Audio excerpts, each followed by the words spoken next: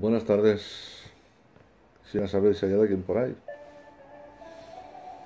He hecho dos intentonas anteriormente, pero con ningún éxito. Se ve que hay algo que no funciona bien y se ve que tengo limitados. Ahora parece que se conecta alguien. Sí, es que quiero deciros que tenía un pequeño problema porque tenía limitado el número de personas que permitía que me vieran. Vale, vale, ahora sí. Ahora ya parece que funciona esto. Bien, gloria a Dios. Quiero comenzar con vosotros en esta tarde un tema muy hermoso que creo que nos va a hacer bien a todos. Y quiero empezar poniéndoos una imagen, ¿vale? Una imagen alusiva a lo que vamos a hablar en esta tarde, que creo que va a ser de mucha bendición y si lo entendemos, pues nos va a hacer bien, ¿vale? Vamos a hablar, hermanos, acerca de la piedra del fundamento. Y para empezar, quiero empezar, hermanos, con a ver, con una imagen, ¿vale?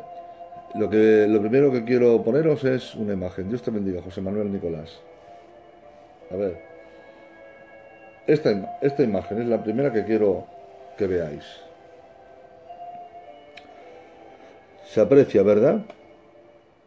Tenemos al norte lo que es Europa, al este todo lo que es Asia, al sur África y aquí al oeste tendríamos que girar un poco el mapa para poder mostraros que lo que aparece es el continente americano, ¿vale? Entonces, ¿qué es lo que hay ahí en el centro? Ahí donde yo señalo, hay una flecha y un circulito. ¿Qué es lo que está en el centro de los cuatro continentes? ¿Lo estáis viendo ahí? ¿Lo estáis viendo? Ahí. Tierra de Palestina, tierra de Israel. Con lo cual, hermanos, lo que os acabo de mostrar viene a demostrar que Israel está en el centro de la tierra. Y en el centro de Israel está Jerusalén. Pero, ¿qué es Jerusalén? Jerusalén, hermanos, son dos rocas, es un muro, es la custodia de tres piedras, símbolo de las tres religiones surgidas del mismo libro, o sea, la Biblia. Una piedra es el muro occidental para los judíos, la otra es la losa del Santo Sepulcro para los cristianos y la otra es la piedra de Mahoma para los musulmanes. Quiero deciros, hermanos, y apuntar este dato, Dios te bendiga, Tino. Quiero deciros, hermanos, que Jerusalén, la ciudad de Jerusalén, ha sido 12 veces destruida, 52 veces capturada, 44 veces recuperada. Ha soportado 36 guerras y ha sido oprimida y saqueada al menos 28 veces por pueblos invasores, como por ejemplo los egipcios, los asirios, babilonios, macedonios, ptolomeos, seleúcidas, romanos, bizantinos, persas, árabes, cruzados cristianos, las tribus bárbaras de las estepas, los mongoles, los mamelucos, los turcos, los otomanos, los británicos y también los jordanos. Esto es lo que ha ido sufriendo, hermanos, Jerusalén a lo largo de su historia. En el año 70, como todos sabéis, el general Tito destruyó Jerusalén y ordenó que después la ciudad fuera arada con bueyes para no dejar piedra sobre piedra. Más de 1 millón de personas fueron masacradas y asesinadas. El templo, segundo templo, fue destruido y los judíos supervivientes fueron deportados a las naciones por todo el mundo. Bendecido sea el nombre del Señor. Si hay alguna anomalía, me gustaría que me la informarais para corregirla inmediatamente, ¿vale? Ahí estamos. Os quiero hablar, hermanos, de esto que estamos hablando, de que la tierra de Israel estratégicamente está situada en el mismo centro del mundo. Hay un versículo en la Biblia que se encuentra en el libro de Ezequiel, en el capítulo 5 y versículo 5, que dice: Esta es Jerusalén, la puse en medio de las naciones y de las tierras alrededor de ellas. Yo tengo que seguir mostrándoos más gráficos para que lo sigáis viendo, para que os hagáis una imagen de lo que os vengo diciendo. Mirad, esto es un mapa global de la Tierra, ¿lo veis? En donde se ve claramente los países. Este es el continente africano, todo esto, que está al sur. Todo esto es el continente asiático, que está al este. Por aquí está el continente americano, que está al oeste, habría que darle la vuelta. Y al norte está Europa, la vieja Europa. ¿Y qué es lo que está en el centro? Aquí tenéis en pequeño, pero luego aquí tenéis la zona ampliada. Miradlo, ¿lo veis? Esa zona ampliada es esto. Y esa es la forma que tiene en la actualidad la nación de Israel. ¿Vale? Israel, hermanos, tiene esa forma. Entonces, si miramos en qué parte del mundo está situado, en el mismísimo centro. Tal y como dice la Biblia en el libro de Ezequiel, que así lo hemos leído. Esta es Jerusalén, Ezequiel 5:5. La puse en medio de las naciones y de las tierras alrededor de ella. Pero os quiero hablar, hermanos, de algo muy importante, muy interesante, muy curioso, que se llama la piedra del fundamento. Vamos a leer el libro de Job, en el capítulo 38, versículo 4 al 6. Dice así. Le dice Dios a Job: ¿dónde estabas tú cuando yo fundaba la tierra? Házmelo saber si tienes inteligencia, Job. ¿Quién ordenó sus medidas, si lo sabes? ¿O quién extendió sobre ella cordel? ¿Sobre qué están fundadas sus bases? ¿O quién, atención, quién puso su piedra angular? Gloria al nombre del Señor. Dios, hermanos, en este versículo está asegurando que como todo buen arquitecto que construye una edificación, en un momento determinado ese arquitecto tuvo que haber colocado una piedra angular para esa construcción, ¿vale? Que le sirva de base para poder levantar toda la construcción. De la misma manera, hermanos, Dios le pregunta a Job que dónde está la piedra angular del planeta Tierra. Gloria al Señor. Y la respuesta es en Jerusalén, allí mismo, hermanos. Dios, hermanos, está asegurando aquí que hay una piedra especial sobre la cual Dios fundó el planeta Tierra.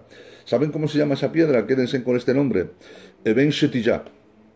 Eben Shetiyah, que se llama o significa la piedra del fundamento. Veréis, hermanos. En el Salmo 105, versículo 5 dice: Él fundó la tierra sobre sus fundamentos y jamás será removida. ¿Cuáles fueron los fundamentos sobre los cuales Dios fundó la tierra? Lo dicho antes por Job, la piedra del fundamento, Eben Shetiyah.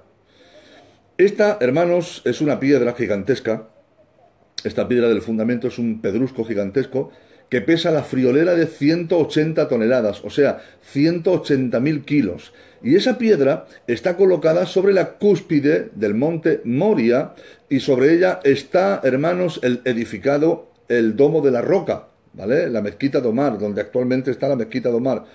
Sin sentar doctrina, hermano, algunos sabios israelitas aseguran que, toma nota de estos datos, Dios creó a Adán con polvo de la tierra de ese lugar donde estaba la piedra angular en la cumbre del monte Moria. También, hermanos, se asegura que allí fue donde Adán, Caín y, por ejemplo, Noé realizaron sus primeros sacrificios. Sobre esa misma piedra, Eben Shetiyah, fue donde Abraham iba a sacrificar a su hijo Isaac.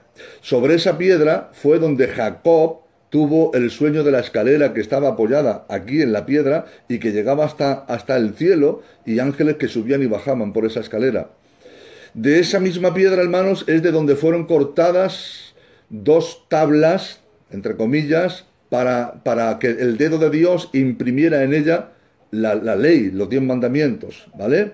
Y sobre esa piedra también, hermanos, estaba la era de Ornán, el Jebuseo, y que luego David le compró a este hombre para que allí Salomón, el hijo de David, edificara el primer templo en tan solamente 7 años para la gloria del Dios Altísimo.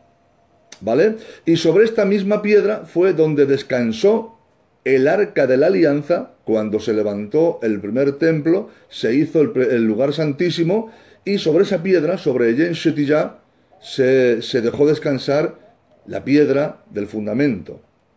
Gloria al Señor. En cuanto al primer templo, hermanos, lo destruyó Nabucodonosor, como todos sabemos, en el año 538 a.C. Eso creo que es un dato que todos lo sabemos, ¿vale? Y Zorobabel lo levantó 70 años después. El segundo templo, hermanos, lo derribó el general romano Tito Flavio Vespasiano en el año 70 después de Cristo. Ojo al dato que os voy a dar. Os voy a dar un dato muy interesante. Cuando los judíos del primer templo, del 538, regresaron 70 años después a la tierra de Israel por el decreto del rey Darío, como todos saben, que está en el libro de Esdras y Nehemías, después de 70 años, y después de haber derribado el primer templo, que lo derribó Nabucodonosor, Zorobabel, hermanos, uno de los exiliados, quiso levantar de nuevo el templo, un segundo templo, y de hecho se levantó, ¿vale? Pero habían pasado 70 años de aquel exilio, hermanos, una generación completa. Y, bueno, pues al querer levantar el segundo templo, estos son datos históricos contrastados por universidades hebreas, hermanos, vieron al querer levantar el segundo templo que en su lugar había una enorme piedra, un pedrusco gigantesco de 180 toneladas, Eben Shetillah. Ellos, hermanos, no sabían nada acerca de esta piedra, ni tenían recordatorio de que allí estuvo el primer templo, etcétera, etcétera. Entonces, ¿qué es lo que hicieron? Intentaron quitar esa piedra, intentaron derribarla, intentaron removerla y quitarla, pero se dieron cuenta que si quitaban la piedra, el monte entero se les venía encima y se derribaba el monte entero, porque es una piedra muy grande, hermanos. Así que decidieron levantar el segundo templo no sobre la piedra, sino junto a la piedra, ¿vale? Gloria al nombre del Señor. Entonces, el profeta Ageo, hermanos, hablando sobre este punto y hablando sobre este segundo templo, y esto es una maravilla lo que te voy a decir ahora, presta mucha atención. Ageo decía, hermano, hablando de este segundo templo, que la gloria suya, la gloria de ese templo, ¿vale?, sería mayor y superior a la del primero. Vamos a leerlo, Ageo 2:9. Dice, la gloria postrera de esta casa será mayor que la primera, ha dicho Jehová de los ejércitos, y daré paz en este lugar, dice Jehová de los ejércitos. Vamos a ver. Evidentemente, hermanos, el profeta no se estaba refiriendo a ningún tipo de gloria terrenal, ni a pompa, ni a lujo, ni a boato, porque todo el mundo sabe que en belleza no se podía comparar el primer templo que levantó Salomón y que destruyó Nabucodonosor con el segundo templo que levantó Zorobabel, muchísimo más modesto, ¿vale? No tiene comparación, porque cuando lo levantó Salomón, Salomón gozaba de todo tipo de oro, de plata, de piedras preciosas, y se esmeró en levantar ese primer templo. Cuando Zorobabel quiere levantar el segundo, era una nación que venía de estar 70 años en el exilio y no tenían los mismos recursos que tuvo Salomón. Por lo tanto, en gloria, en esplendor y en belleza, no se puede comparar la belleza del segundo templo con la del primero. Entonces, ¿a qué se refiere Ageo cuando dice que la gloria postrera será mayor que la primera? ¿Cómo puede decir eso, hermano? No se equivocó Ageo, para nada, hermano, porque la gloria del templo a la que alude el profeta no era el decorado, ni el oro, ni la plata que le dio Salomón al primer templo, para nada. La gloria del segundo templo no radicaba en una hermosura terrenal, sino en quién sería la persona que lo visitaría. Y allí fue, hermanos, en ese segundo templo, el levantado por Zorobabel, varios años después, exactamente 600 años después, allí fue, hermanos, donde el Señor Jesucristo puso su pie bendito, ¿vale? Y la persona del bendito Salvador, el Dios hecho hombre, el Cristo encarnado, puso su persona en ese templo. Entonces, al estar la persona del Dios hecho carne en el segundo templo, estaba revistiendo de mayor gloria a ese segundo templo, que humanamente era inferior, que a la del primero, porque en el primero solamente, hermanos, estaba la Shekinah, la gloria visible, la nube de gloria, pero en el segundo templo estaba la misma persona de Dios hecho carne, paseándose por las dependencias de ese templo. Gloria a Dios por ello, bendecido sea el nombre del Señor. Quiero, hermano, que esto, pues, lo toméis como dato. Pero Jesús, hermanos, predice la destrucción del segundo templo.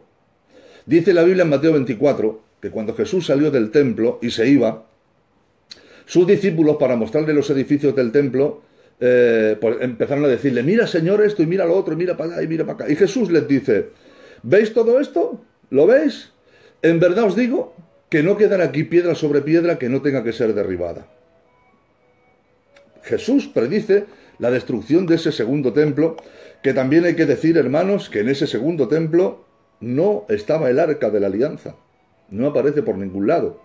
Se dice que el arca de la alianza la tomó Jeremías cuando el templo fue destruido y la escondió en un lugar que nadie sabe, y desde entonces el arca no ha vuelto a aparecer. Pero en el segundo templo, en días de Jesús, el arca no estaba, no aparece por ningún sitio. Bueno, Jesús predice la destrucción del templo, y bueno, así fue, hermanos. Y hay una causalidad en las fechas que es algo sorprendente, ¿vale? Porque tomando el calendario judío como referente, hermanos, un día 9 del mes de Av judío, hermanos, que corresponde más o menos al 6 de agosto del año 70, el templo segundo por el que andó Jesús fue destruido, como he dicho, a manos del general Tito, por orden del emperador Adriano, hasta no dejar una piedra encima de la otra, tal y como ya había predicho Jesús. A Jerusalén le cambiaron el nombre de Jerusalén por el de Aelia Capitolina, Aelia en honor al propio emperador que se llamaba Publio Aelio Adriano, y Capitolina posiblemente, hermanos, en honor a la loba que amamantó a Rómulo y Remo, que fueron los fundadores de la ciudad de Roma, que es una loba mitológica y unos dioses mitológicos, ¿vale? Y a la tierra de Israel dejaron de llamarle tierra de Israel, Eretz de Israel, por el nombre de Filistín, tierra de Filistea o tierra de Palestina, en honor a los dioses romanos. Eso ocurrió, hermanos, un 9 de Av del año 70. Pero el día 9 de Av, hermanos, es un día negro en el calendario judío, porque es un día largo en la historia de la nación de Israel. En ese mismo día, en distintos años, ocurrieron una cantidad de hechos, hermanos, que ha provocado que ese día Israel se ponga de ayuno.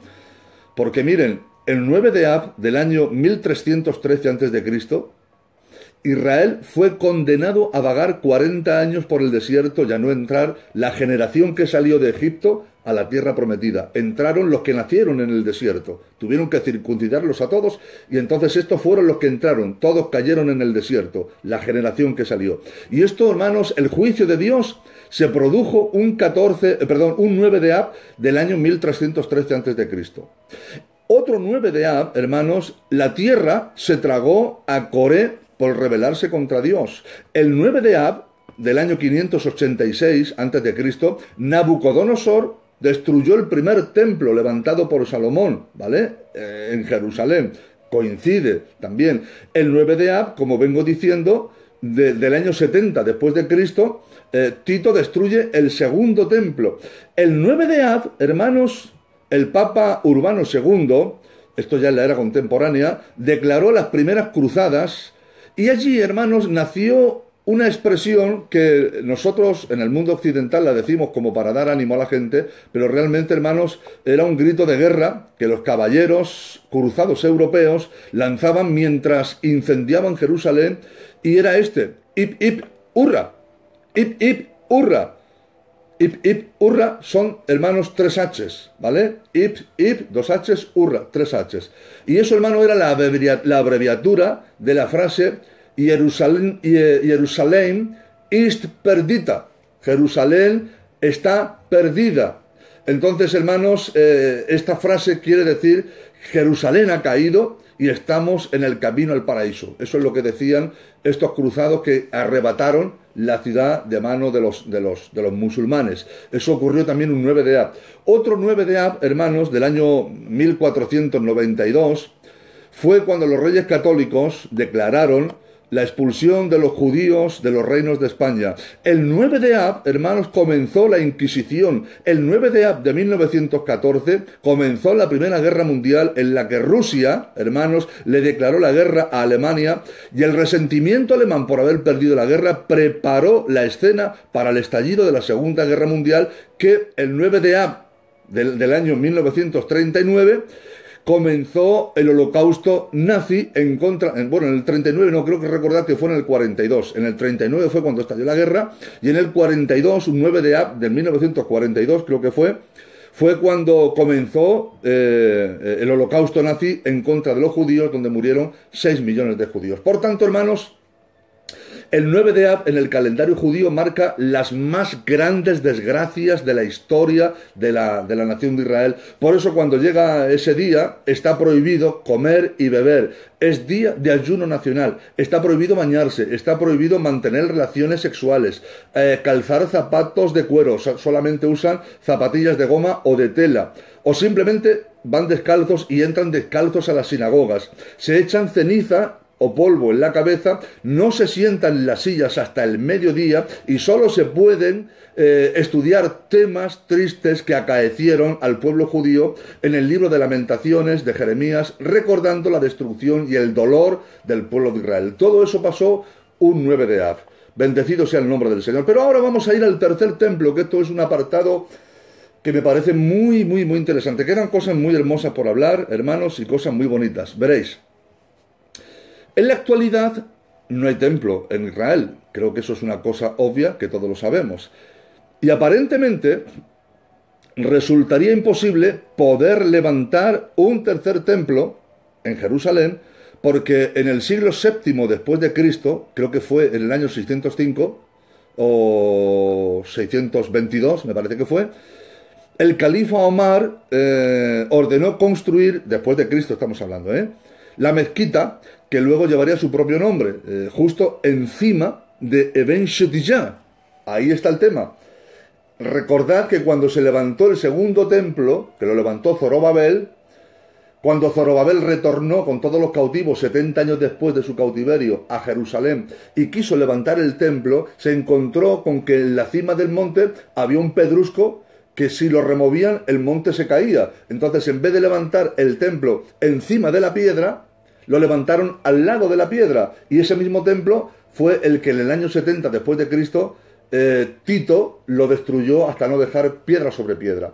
Vale, pues pasan, hermanos, casi 700 años. Llega el islamismo y el califa Omar conquista Jerusalén, y exactamente, hermanos, en el siglo VII después de Cristo, este califa ordena levantar una mezquita en honor a Mahoma, porque dicen que desde allí, desde ese lugar, Mahoma ascendió al cielo en un caballo blanco, ¿vale? Entonces resulta, hermanos, que esa mezquita se levantó encima de la piedra. Bendecido sea el nombre del Señor. El lugar donde una vez estuvo el primer templo. Por eso quiero mostraros ahora otra imagen, para que veáis cómo ha quedado en la actualidad esa piedra, y lo vais a ver enseguida. ¿Vale? Vamos a verlo. A ver. Lo tenemos aquí. Mirad. Esto que os voy a mostrar es una dependencia de la mezquita de Omar. Una dependencia de la mezquita de Omar. Y mirad lo que tiene dentro la mezquita de Omar. ¿Lo veis? Eso es Eben Shetiyah. Ahí está. La piedra del fundamento. Está, hermanos, dentro de la mezquita de Omar. Bendecido sea el nombre del Señor. Entonces,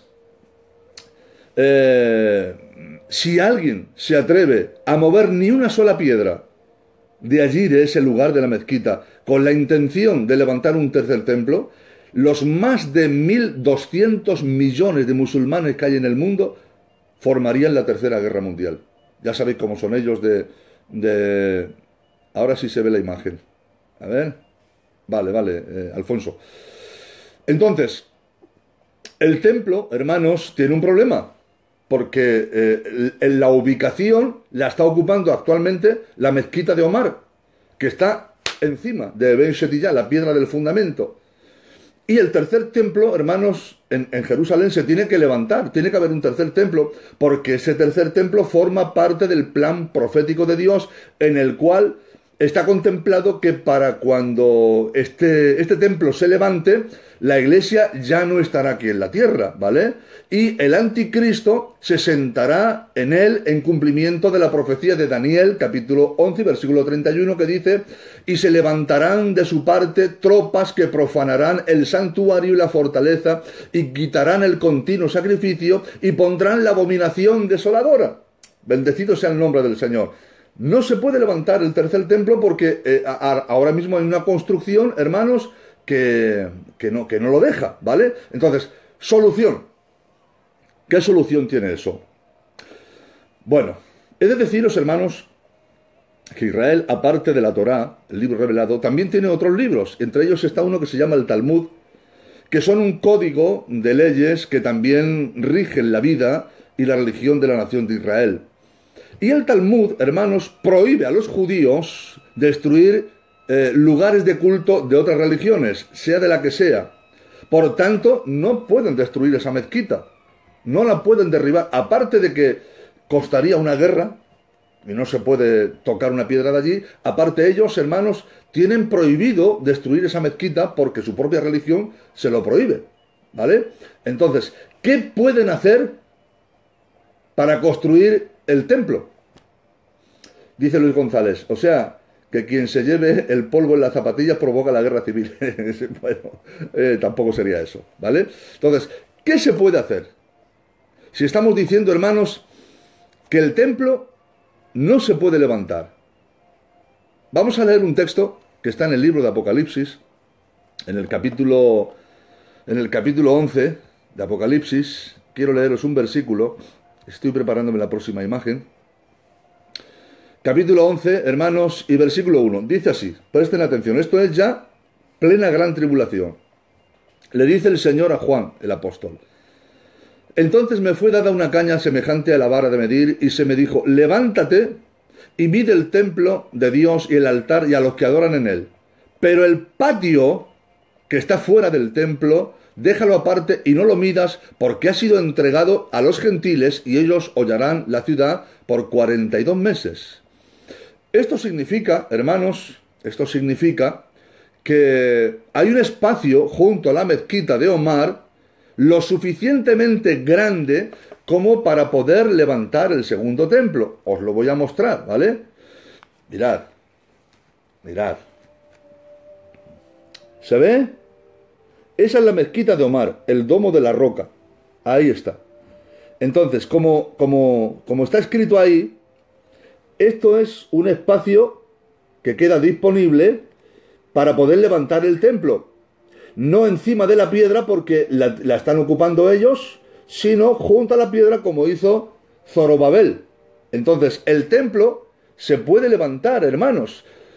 Si se levantara el templo al lado de la mezquita, pues más o menos el aspecto que tendría, se ha hecho una maqueta y sería este, más o menos. ¿Veis? Ahí se aprecia, voy a poner un poquito más grande, se aprecia el domo de la roca, que es esto, ¿lo veis? La mezquita de Omar, y el templo, todo el templo, junto a la mezquita de Omar. Quiero que lo veáis bien. ¿Lo veis? La mezquita de Omar es esto que se ve aquí, y ahí en el espacio que os he mostrado en el anterior gráfico, a ver si lo puedo mostrar, ahí, ¿lo veis? En ese espacio disponible que queda libre es donde se podría levantar ese, que sería el tercer templo. Gloria a Dios. Bueno, ya, hermanos, el Instituto del Templo está dispuesto. El dinero está, el mobiliario está, los utensilios, los planos, incluso los sacerdotes. Y aún lo más difícil de conseguir para poder levantar un tercer templo y que pueda haber sacrificio, era que apareciera la vaca roja, la vaca alazana de la que habla la Biblia en el Pentateuco. Una vaca que tenía que ser roja hasta las pezuñas y no podía tener ni siquiera, o sea, se le permitían como máximo 3 pelos blancos en todo el cuerpo. O sea, esa vaca estaba totalmente extinguida, había desaparecido, no existía. Y sin esa vaca era imposible, no valdría de nada. Aunque levantaran el templo y tuvieran todo, no valdría de nada si no aparece la vaca lazana, porque había que coger la vaca, sacrificarla, quemarla, reducirla a cenizas y con las cenizas espolvorearlas para santificar el templo. Entonces, para la gloria y la honra del Señor, esa vaca alazana ha aparecido. Hay granjeros norteamericanos de origen judío, hermanos, que han conseguido que esa vaca pueda aparecer y la vaca ya está preparada, hermano, para el tiempo del fin, porque estamos hablando del tiempo del fin. Bendecido sea el nombre glorioso y santo del Señor. Entonces, ¿cómo se puede hacer esto? ¿Cómo se podría hacer que se levantara el tercer templo? Los musulmanes están reclamando a Jerusalén como capital, hermanos, de un futuro Estado palestino. Y lamentablemente los líderes políticos actuales de Israel están cediendo terreno, ¿vale? Están cediendo terreno porque su actual política es tierra a cambio de paz. Y esto es lo único, esto lo único que está haciendo es facilitar o preparar el escenario para el surgimiento de un falso Mesías, un anticristo que es nada más ni nada menos que el anticristo que se ha de manifestar en los tiempos postreros cuando la iglesia del Señor nos hayamos ido. Pero quiero leeros, hermanos, un versículo que se encuentra en el libro de Zacarías, en el capítulo 12, que todos conocemos perfectamente, y versículo 2, que dice: He aquí, yo pongo a Jerusalén por copa, que hará temblar a todos los pobladores de alrededor contra Judá en el sitio, cuando acerquen a Jerusalén. Y en aquel día yo pondré a Jerusalén por piedra pesada, a todos los pueblos, a todos los que se la cargaren, serán despedazados. Bien que todas las naciones de la tierra se juntarán contra ella. Eso está hablando, hermano, de la batalla de Armagedón. Mirad, la Primera Guerra Mundial, hermanos, tuvo, entre otros objetivos, entre otros muchos, evitar el crecimiento de la nación o de la comunidad judía en Europa. La Segunda Guerra Mundial tuvo como objetivo aniquilar, exterminar y acabar con los judíos, no en Europa, en el mundo. Pero la Tercera Guerra Mundial, hermanos, que va a ser inevitable, tendrá como objetivo la conquista de Jerusalén y la destrucción definitiva del pueblo de Israel. No lo conseguirán, queridos hermanos. ¿Saben por qué? Porque el Dios de Israel intervendrá enviando a su Mesías. Bendecido sea el nombre del Señor. Lee conmigo Zacarías capítulo 14, versículo 2. Dice así: Porque yo, dice el Señor, reuniré a todas las naciones para combatir contra Jerusalén, y la ciudad será tomada, y serán saqueadas las casas, y violadas las mujeres, y la mitad de la ciudad irá en cautiverio, mas el resto del pueblo no será cortado de la ciudad. Después saldrá Jehová y peleará con aquellas naciones como peleó en el día de la batalla. Está hablando de Armagedón. Y se afirmarán sus pies en aquel día sobre el monte de los olivos. ¿De quién estamos hablando? ¿Quién aparece en el monte de los olivos? Que está enfrente de Jerusalén al oriente. Y el monte de los olivos se partirá por la mitad, hacia el oriente y hacia el occidente, haciendo un valle muy grande. Y la mitad del monte se apartará hacia el norte y la otra mitad se apartará hacia el sur. Este será, hermanos, el momento glorioso para Israel, porque este será el momento que marcará el retorno, el regreso del Mesías verdadero, no el rapto de la iglesia, que ya se produjo 7 años antes, antes de la gran tribulación, ¿vale? Pero Jerusalén, hermanos, vivirá un momento de tanto dolor que una bomba nuclear, hermanos, de una potencia jamás nunca antes vista, estallará en Jerusalén unos minutos antes de que el Mesías ponga los pies en el monte de los olivos, que posiblemente esto será lo que provoque que el monte se parta por la mitad. Leemos de nuevo Zacarías capítulo 14, dice: Y esta será la plaga, por eso digo que puede ser una bomba atómica, por esto que voy a decir. Esta será la plaga con que herirá Jehová a todos los pueblos que pelearon contra Jerusalén. La carne de ellos se corromperá estando sobre sus pies, y se consumirán en las cuencas sus ojos, y la lengua se les deshará dentro de su boca. Gloria al nombre del Señor. El anticristo, hermanos, provocará la batalla de Armagedón, la más grande de todas las batallas jamás conocidas. Pero ángeles bajarán y se enfrentarán a las tropas del anticristo. Cuando Napoleón Bonaparte, hermanos, conquistó la tierra de Israel, la tierra santa, y observó el valle de Josafat, o el valle de Megiddo, que es lo mismo, el valle de Armagedón, él dijo esta frase: si yo tuviera la potestad de reunir a todos los ejércitos del mundo en este lugar, los vencería, porque este es el lugar ideal para ganar una batalla. En este valle, hermanos, en el valle de Josafat, en el valle de Megiddo, en el valle de Armagedón, es donde David mató a Goliat. En este valle fue donde Débora y Barak juzgaron a la nación de Israel. Y en ese mismo lugar, en ese valle, hermanos, será donde el Mesías acabará con el anticristo. Dice la Biblia en 2 de Tesalonicenses que lo matará con el fuego de su venida y con el espíritu que sale de su boca. Pero no será un momento fácil, hermanos, para Jerusalén, ni para la nación de Israel, ni para el pueblo judío. Será el momento más terrible en la historia de Israel, porque ni todo el sufrimiento unido del pueblo de Israel a lo largo de toda su historia se puede comparar, queridos hermanos, con el sufrimiento que le espera a la nación de Israel durante la gran tribulación. La ciudad de Jerusalén, hermanos, se verá rodeada de ejércitos. El anticristo reunirá a todas las naciones de la tierra y se enfrentará a los asiáticos, a los chinos, en la batalla de Armagedón, que es el único país que puede formar un ejército de 200 millones de soldados, porque así está escrito en la palabra, que Juan vio un ejército y pudo contarlo, 200 millones de soldados. Y estos 200 millones de soldados cruzarán el río Éufrates, que está en Irak, según Apocalipsis, y llegarán, hermanos, a Israel. Y el anticristo, con todas las naciones, les saldrá al encuentro y estallará una batalla entre ellos e Israel, estando en medio. Bendecido sea el nombre del Señor. Ese momento, hermanos, ese momento de desesperación será tan grande para los judíos que entonces muy posiblemente ellos será cuando reciten el Salmo 121, que dice: alzaré mis ojos a los montes, ¿de dónde vendrá mi socorro?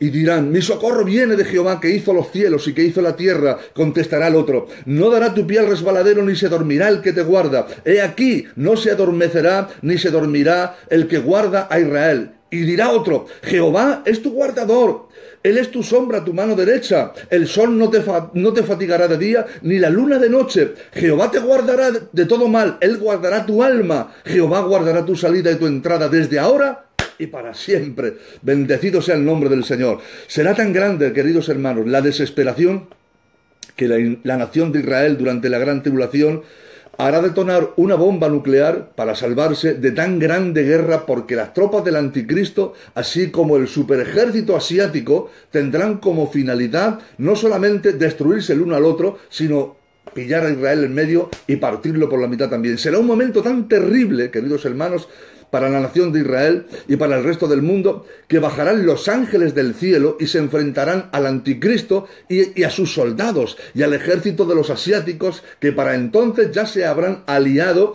para luchar contra su común enemigo que desciende desde los cielos. Pero el Cordero de Dios, hermano, que ahora viene como un león, ya no es el Cordero. Ya no es un cordero, ahora es un león, hermanos, ahora es el león, como dice ese cántico, no vendrá como cordero, vendrá como león rugiente. Ahora será cuando se cumpla el día de la venganza del Dios nuestro, porque Jesús les vencerá. Bendecido sea el nombre del Señor. Entonces, en ese momento, hermanos, es cuando el Señor intervendrá y se cumplirá el Salmo 2, que dice: ¿por qué se amotinan las gentes y los pueblos piensan cosas vanas? Se levantarán los reyes de la tierra y príncipes consultarán unidos contra Jehová y contra su ungido, diciendo: rompamos sus ligaduras y echemos de nosotros sus cuerdas. Pero el que mora en los cielos se reirá, el Señor se burlará de ellos. Luego hablará a ellos en su furor y los turbará en su ira. Pero yo he puesto mi rey sobre Sión, mi santo monte. Bendecido sea el nombre del Señor. Es ahí, hermanos, es ahí cuando el Mesías bajará a Jerusalén, cuando haya estallado esa bomba nuclear y sus ejércitos angelicales hayan guerreado y derrotado a los ejércitos del anticristo y de los asiáticos, de los chinos. Entonces será cuando toda la nación de Israel le vean venir en gloria y quieran en él y se conviertan, y se cumple ese texto que dice: llorarán y lamentarán por aquel que traspasaron. Y dice Mateo 24:30, entonces aparecerá la señal del Hijo del Hombre en el cielo. Y entonces, ahí, hermanos, ahí será cuando lamentarán todas las tribus de la tierra y verán al Hijo del Hombre viniendo sobre las nubes del cielo con poder y gran gloria. Gloria que yo en esta tarde también quiero darle juntamente con vosotros. En ese momento, hermanos, es cuando se dará paso al reino milenial de Cristo, porque Satanás será encadenado y será atado, hermanos, durante 1000 años. El anticristo y el falso profeta serán lanzados, hermanos, al lago de fuego, y el diablo será amarrado en el abismo, y las naciones que atacaron a Israel, todas perecerán. Cuando el anticristo esté puesto a buen recaudo por el Señor, y cuando los ejércitos enemigos hayan sido derrotados por sus ángeles, entonces descenderá, hermanos, la iglesia con cuerpos glorificados, que somos nosotros, la esposa de Cristo. Cuando el Señor haya ejecutado todos los juicios de la tierra, la iglesia retornará aquí a la tierra para celebrar la fiesta de las bodas del Cordero. Gobernaremos durante 1000 años este planeta, queridos hermanos, sobre aquellos que hayan sobrevivido a los 7 años de la gran tribulación, con todas las cosas malas que hayan pasado y que todavía hayan sobrevivido y conserven sus cuerpos mortales. Estos, hermanos, entrarán al milenio y se reproducirán, pero la iglesia con cuerpos glorificados gobernarán y no podrán reproducirse, ¿vale? Porque ya tenemos cuerpos glorificados. La nueva Jerusalén también descenderá a la tierra. En esos 1000 años, hermanos, el Mesías gobernará el mundo desde Jerusalén, en donde tendrá su centro de gobierno. El rey David, hermano, gobernará la nación de Israel, y los 12 apóstoles juzgarán a las 12 naciones de Israel. Gloria al nombre del Señor. Me queda, hermanos, creo que lo más bonito del sermón de esta tarde. Creo que es muy bonito. Presten atención, hermanos, porque quiero leeros un versículo que creo que es el central de todo lo que estamos hablando. Verán, dice el Salmo 118, versículo 22. La piedra que desecharon los edificadores. ¿Te acordáis? Cuando Zorobabel desechó la piedra, no pudo. Bueno, pues la piedra que desecharon los edificadores ahora ha venido a ser cabeza del ángulo. Explícanos esto, hermano Paco. ¿Quién eran los edificadores y quién era la piedra? Bueno, yo doy paso en esta tarde a que venga uno que sabe más que yo, que se llama Lucas, el evangelista San Lucas. Y Lucas, hermanos, en su segundo escrito, que es Hechos de los Apóstoles, nos dice en el capítulo 4 y versículo 11. Dice Lucas: es Jesús la piedra reprobada por vosotros, los edificadores. ¿Quién? Los judíos. La cual ha venido a ser cabeza del ángulo. Bendecido sea el nombre del Señor. Entonces, al igual que en la construcción del segundo templo, los arquitectos, los edificadores, Israel, desecharon la piedra Eben Shetiyah y prefirieron levantar el templo junto a la piedra y no sobre ella, de la misma manera, hermanos, los judíos desecharon la piedra del fundamento de su fe y levantaron su sociedad y cultura en torno a la Torá, pero no sobre ella, porque la principal piedra del fundamento es Jesucristo. Pero Cristo, hermanos, ahora se manifiesta también como piedra, y Pedro nos dice en Primera de Pedro, capítulo 2 y versículo 4, dice: acercaos a él, piedra viva, desechada ciertamente por los hombres, los edificadores, Israel, mas para Dios escogida y preciosa. Nosotros también como piedras vivas, seamos edificados como casa espiritual y sacerdocio santo para ofrecer sacrificios espirituales aceptables a Dios por medio de Jesucristo. Por lo cual también contiene la Escritura la porción que dice: he aquí, pongo en Sión la principal piedra del ángulo, escogida, preciosa. El que creyere en él no será avergonzado. Para vosotros, los que habéis creído, él es precioso, pero para los que no creen, la piedra que los edificadores desecharon ha venido a ser cabeza del ángulo y piedra de tropiezo y roca que hace caer, porque tropiezan en la palabra, siendo desobedientes, a la cual fueron también destinados. Ahí lo tenemos, hermanos, más claro, tinto y embotellado, queridos hermanos.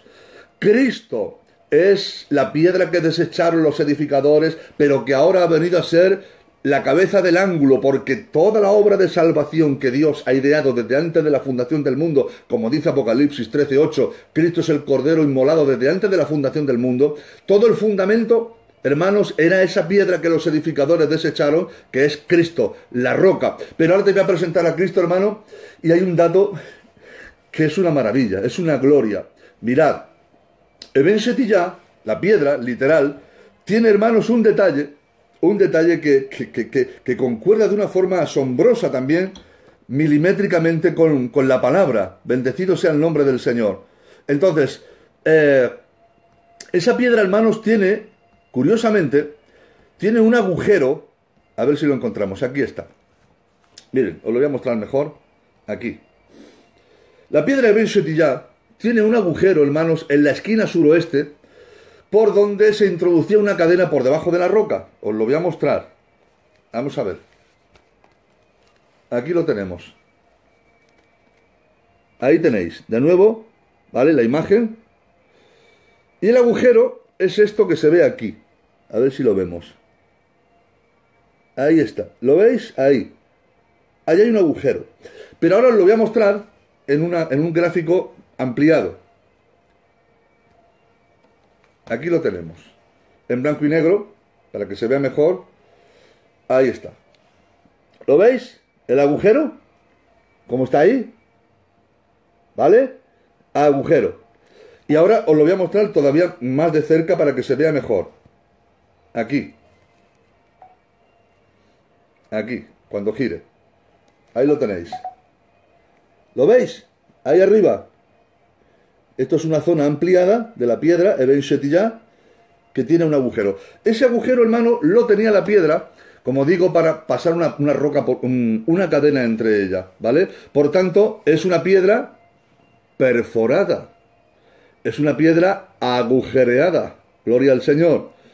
Y esto es una clara alusión, una clarísima alusión a lo que Cristo tuvo que pasar por nosotros, porque su cuerpo también fue perforado, su cuerpo también fue traspasado, porque Jesús fue clavado en la cruz del madero. Por eso Él es la piedra herida. Bendecido sea el nombre del Señor. Según prestigiosos geólogos, hermanos, y esto es otro dato maravilloso, debajo de la roca de Ben Shetiyah, debajo de la roca, se encuentra la mayor concentración de aguas vivas subterráneas en todo el mundo. Os voy a poner un gráfico para que también lo podáis ver mejor de esta forma. Mirad. Ahí se ve en suspensión el templo, ¿vale? Esto sería el templo. Esa es la piedra y debajo hay un manantial de aguas vivas que, según geólogos, hermanos, es el manantial más grande que hay de aguas subterráneas en toda la tierra, ¿vale? ¿Y esto qué quiere decir? Pues que, según la tradición de ellos, hermanos, cuando Dios envió el diluvio, las aguas de arriba y las aguas de abajo, Dios las selló y las encerró debajo de esa roca, ¿vale? Las dejó ahí encerradas. Gloria al Señor. Entonces, es que ando un poquito liado con tantas cosas. Entonces, debajo de la roca, hermanos, hay un manantial de agua viva. Bendecido sea el nombre del Señor. ¿Y quién es el mayor manantial de agua que a ti se te ocurre en este momento? Pues dice la Biblia que Jesús, en el último y gran día de la fiesta de los tabernáculos, que duraba 7 días, hermanos, se puso en pie y dijo esta frase: el que cree en mí, como dice la Escritura, de su interior correrán ríos de agua viva, porque Él es la roca.